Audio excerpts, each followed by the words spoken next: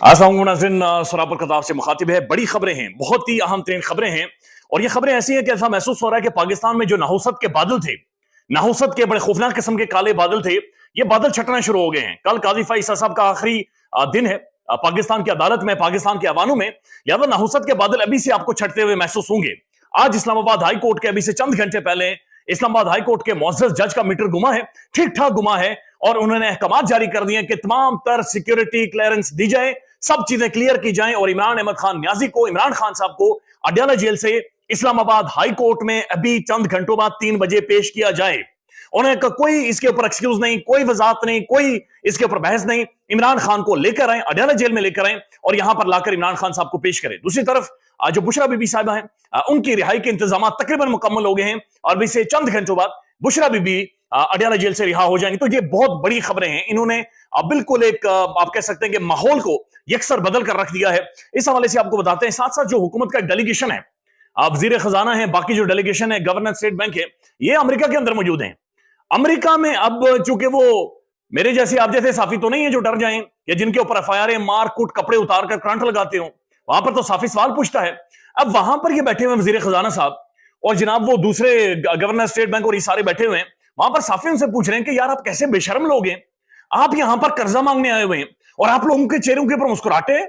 यानी उन्होंने कहा कैसे बेशर्म है यार आप लोग कि कर्जा मांगने आए हैं और जिन होटल्स के अंदर आप लोग ठहरे हुए हैं, ये धमड़ी, ये मार रोकड़ा, इनका जो कर्जा है, ये जो किराया है, ये कौन देता है, ये किधर से माल आता है, ये जो तुम्हारे पेंट कोट हैं, टाइयां हैं, ये चक्कर क्या है।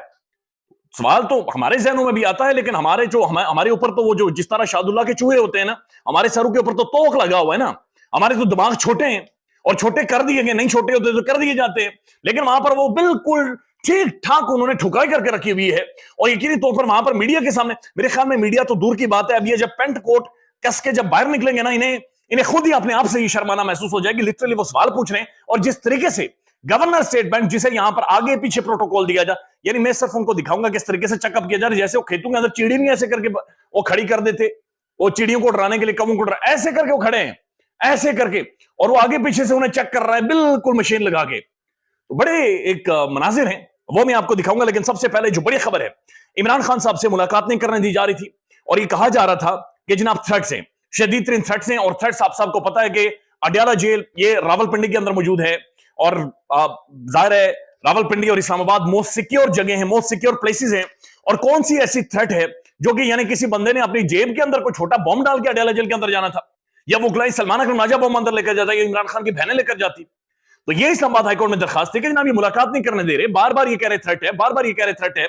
और फैसल फरीद साहब की दरखास्त थी उसके ऊपर जो इस्लामाबाद हाईकोर्ट, बल्कि मैं एग्जैक्ट जो डिटेल है इसके ऊपर मैं ये पढ़कर आपके सामने रख देता हूं, चूंकि ये बहुत बड़ी हैपनिंग्स हैं और ये बड़ा इसका इफेक्ट होगा आने वाले जो मंजरनामा है पाकिस्तान के सियासत के ऊपर।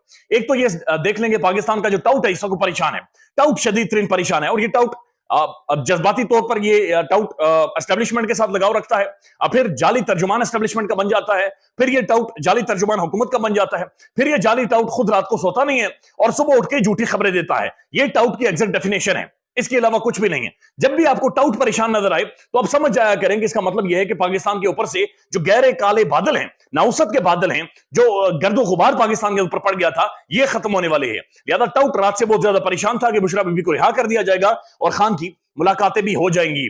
अब ये साकिब बशीर साहब लिखते हैं, असल में मामला यहां तक पहुंचा क्यों है, हुकूमत ने सिक्योरिटी थ्रेट की वजह से इमरान खान के वकला से उनकी जनाब ऑनलाइन मीटिंग से भी इनकार कर, यानी पहले जज साहब ने कहा, इस्लामाबाद हाईकोर्ट के मुअज़्ज़ज़ जज ने ऑनलाइन मीटिंग करवा दें, हुकूमत ने कहा थ्रेट अलर्ट है जी, ऑनलाइन मीटिंग भी नहीं हो सकती। इसकी वजह से मामला बिगड़ गया, जिसके बाद इस्लामाबाद हाईकोर्ट ने हुक्म दिया कि इमरान खान को 3 बजे अदालत में पेश करें, अदालत में पेश करें। किसी मुलजिम की अपने वकला से मीटिंग का हक कोई भी बंदा नहीं छीन सकता और 2.5 हफ्ते से इमरान खान की मुलाकात नहीं हो रही है, कैसे मुमकिन है। इस्लामाबाद हाईकोर्ट आज ये हुक्म दौरान समाअत दे चुकी थी कि सिक्योरिटी थ्रेट से तो आप ऑनलाइन मीटिंग करवा दे, लेकिन हुकूमत ने इसके ऊपर इधर उधर की बातें करना शुरू कर दी और कहा कि मुलाकात नहीं हो सकती, जिसके बाद ये कहा गया है कि यहां पर बाकायदा से पेश किया जाए। अब ये इस्लामाबाद हाईकोर्ट के ऑनरेबल दिलेर गैरतमंद मुअज़्ज़ज़ जज है जस्टिस सरदार इजाज इसाक खान साहब ने इमरान खान को आज ही 3 बजे इस्लामाबाद अदालत में लाकर वकला से मुलाकात करवाने को, उन्होंने लेकर आए जी मेरे चैम्बर में मुलाकात करवा, दूसरे चैम्बर में इस्लामाबाद हाईकोर्ट के प्रेमिसेस में मुलाकात करवा दें। یعنی یہ وہی ہائی کورٹ ہے جہاں سے عمران خان کو 9 مئی کے بعد اللیگلی گرفتار کیا گیا. دیکھیں مسئلہ یہ ہے, آپ نے کنٹرول ہائی کورٹس کرنی ہے, ہائی کورٹس کے ججز کو کرنا ہے. مسئلہ اسلام آباد ہائی کورٹ کے 6 ججز ہیں. یہ وہ جج ہیں جنہوں نے یہ خط لکھے تھے, لیٹر لکھے تھے. یہ وہ جج ہیں جنہوں نے سب سے پہلے ریزسٹنس پیش کی تھی اور یہ کھڑے ہوئے تھے. ہائی کورٹ کے ججز کو, خاص طور پر اسلام آباد ہائی کورٹ کے ججز کو کنٹرول کرنا ہے, مینج کرنا تھا, لیکن وہ نہیں ہو رہے. آج بھی جو احکامات ہیں یہ سخت ترین حکم نامہ انہوں نے جاری کر دیا ہے. فیصل حسین صاحب لکھتے ہیں, الحمدللہ میری پٹیشن پہ سردار اسحاق خان صاحب نے عمران خان صاحب کو عدالت میں پیش کرنے کا حکم جاری کر دیا ہے, اور عدالت کی طرف سے جناب یہ کہا گیا کہ یہ توہین عدالت ہے, یہ کھلی خلاف ورزی عدالتی جو احکامات تھے ان کی, اور فیصلہ پر عمل درآمد نہ کرنے کی دھمکیوں سے مرعوب ہوئے بغیر حکومتی وکلا کی سرزنش بھی کی ہے, اور ٹھیک ٹھاک انہوں نے سخت ترین اس حوالے سے رد عمل دیا ہے. اور یہ بڑی ایک ڈیولپمنٹ ہے کہ بہرحال خان صاحب کو کہا گیا کہ انہیں یہاں پر پیش کیا جائے. اب دوسری طرف جو بڑی ڈیولپمنٹ ہے, کل بشرا بی بی کی رہائی کے احکامات جاری کر دیے گئے تھے, اور میاں گل حسن اورنگزیب صاحب نے اگین اسلام آباد ہائی کورٹ کے معزز آنریبل جسٹس نے جاری کیے تھے. اس کے بعد ہم نے یہ دیکھا تھا کہ اب جو روبکار ہے وہ جاری نہیں ہو سکی تھی, مچل کے جمع نہیں ہو سکے تھے, 3 سے 4 جج غائب ہو گئے تھے, کوئی جنازوں پر جا رہا ہے, کوئی فاتح خانی کرنے جا رہا ہے, کوئی ادھر جا رہا ہے, کوئی ادھر جا رہا ہے. آج وہ سارے معاملات مکمل ہو گئے ہیں. اب یہ پی ٹی آئی آفیشیل اپنے اکاؤنٹ سے بھی ٹویٹ کر رہا ہے, اور مختلف جو ادارے ہیں وہ بھی اس حوالے سے لکھ رہے. پی ٹی آئی نے اپنے آفیشیل اکاؤنٹ سے لکھا ہے کہ جناب بشرا بی بی کی جو روبکار وغیرہ ہے وہ سب جمع ہو چکی ہے, مچل کے جمع ہو چکے ہیں, اور اب یعنی صرف ایک مرحلہ رہ گیا ہے, اور وہ جناب بشرا بی بی کی رہائی کے ہے, رہائی کے حوالے سے ہے. یہ بشرا بی بی کی ضمانتی مچل کے جمع ہو گئے. تھوڑی دیر میں روبکار جاری ہونے کا امکان ہے. ضمانتی مچل کے اسپیشل جج سینٹرل شاہ رخ ارجمند کی عدالت میں جمع کروائے گئے ہیں, اور اب صرف بشرا بی بی کی روبکار جاری ہوگی, اس کے بعد انہیں رہا کر دیا جائے گا اور وہ بد نگالا جائیں گے. جو وکلا ہیں یا پی ٹی آئی ہے اور وہ باقاعدہ سے یہ لکھ رہی ہے کہ تھوڑی دیر میں روبکار جاری ہو جائے گی, اور اس کے بعد بشرا بی بی آج شام کو یعنی بد نگالا میں اپنی رہائش گاہ کے اوپر موجود ہوں گی. تقریباً 250 دن انہوں نے اس نظام کو فیس کیا ہے. 250 دنوں سے وہ جیل کے اندر بند ہیں. ایک دفعہ بھی انہوں نے چوں نہیں کی, اپنی وفاداری کا ثبوت دیا ہے, خان کے ساتھ تگڑی کھڑی ہوئی ہیں, اسٹرانگلی کھڑی ہوئی ہیں. تو محسوس ہو رہا ہے کہ ایک جو بالکل ایک ٹھہرا ہوا پانی تھا اس کے اندر ایک ہلچل ہوئی ہے, اس کے اندر چیزیں کافی ساری آگے پیچھے ہوئی ہیں, اور معاملہ اب دوسری طرف جاتا ہوا محسوس ہو رہا ہے. اب قاضی فائز صاحب کے پاس جو صرف چند دن بچے ہیں, ان کے اوپر حامد میر صاحب نے ایک کالم لکھا ہے آج کا, اور یہ میسیولی وائرل ہے. حامد میر صاحب کے کالم سے پہلے میں آپ کو بتانا چاہتا ہوں کہ 60 سے زائد امریکی ایوان نمائندگان کا جو بائیڈن کا امریکی صدر کو خط عمران خان کی رہائی کا مطالبہ کر دیا. انہوں نے خط میں الیکشن میں دھاندلی, فراڈ اور ووٹرز کے انتخابی عمل سے دور رکھنے کا بھی تذکرہ کیا گیا. یہ ساری چیزیں ہیں. اور پھر جو پاکستان کے اہم ترین آفیشلز ہیں اسٹیٹ کے, ریاست کے, ان کے اوپر ان کے اثاثے ضبط کرنے, ان پر سفری پابندیاں لگانے کا بھی مطالبہ کیا گیا. تو یہ انٹرنیشنلی عمران خان صاحب کے حوالے سے ایک بڑی ڈیولپمنٹ ہے. حامد میر نے جو کالم لکھا ہے, انہوں نے کچھ بھی نہیں چھوڑا قاضی صاحب کا. قاضی صاحب کا بیڑا غرق کر کے انہوں نے رکھ دیا ہے, اور انہوں نے کہا کہ میں جناب جنرل باجوہ کے دور میں یا خان کے دور میں قاضی صاحب کی بہت زیادہ حمایت کرتا تھا. مجھ سے ایک دوست نے پوچھا کہ کیا آپ کو اس چیز کے اوپر ندامت ہے, یعنی شرمندگی ہے کہ آپ قاضی فائز عیسیٰ کی باقاعدہ سے آپ ان کی حمایت کرتے رہے. تو حامد میر صاحب کے جو کالم کا جو آخری صرف جو خلاصہ ہے, جو آخری جو لائنیں میں آپ کے سامنے رکھ دیتا ہوں.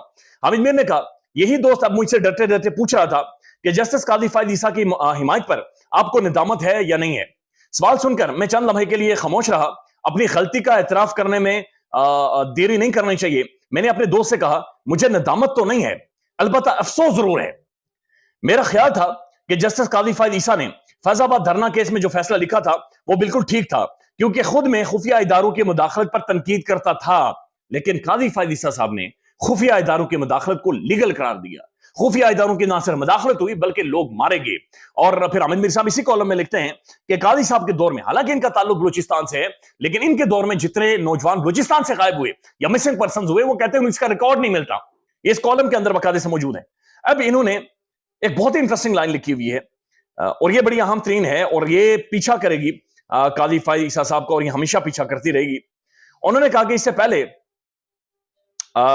سے پہلے یعنی جسٹس منیر کی مثال دی جاتی تھی کہ ایک پنجابی جج نے نظریہ ضرورت کو سامنے رکھتے ہوئے پاکستان کے ساتھ کھلواڑ کیا.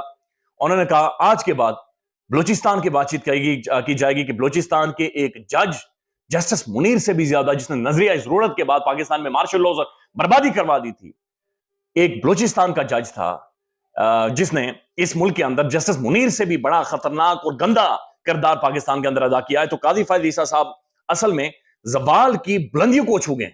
قاضی فائز عیسیٰ صاحب آج بلوچستان کے لیے ایک کالا دھبا بن گئے.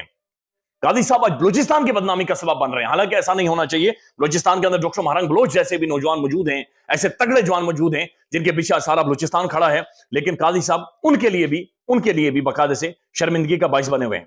اب یہ پاکستان کے وزیر خزانہ ہے جی, اور پورا ڈیلیگیشن ہے جو وہاں پر امریکہ میں گیا ہوا ہے, اور وہاں پر جا کر جناب یہ کر رہے ہیں, یہ اس ادھر موجود ہیں جو قرضوں کے حوالے سے سارے معاملات تھے.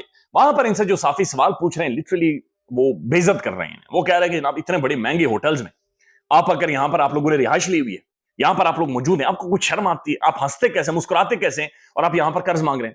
اور جو گورنر اسٹیٹ بینک ہے ان کی جس طریقے سے وہاں پر چیکنگ کی جا رہی ہے, یعنی یہ ایک بڑا غیر معمولی مناظر ہے جو ہم نے پاکستان میں دیکھے.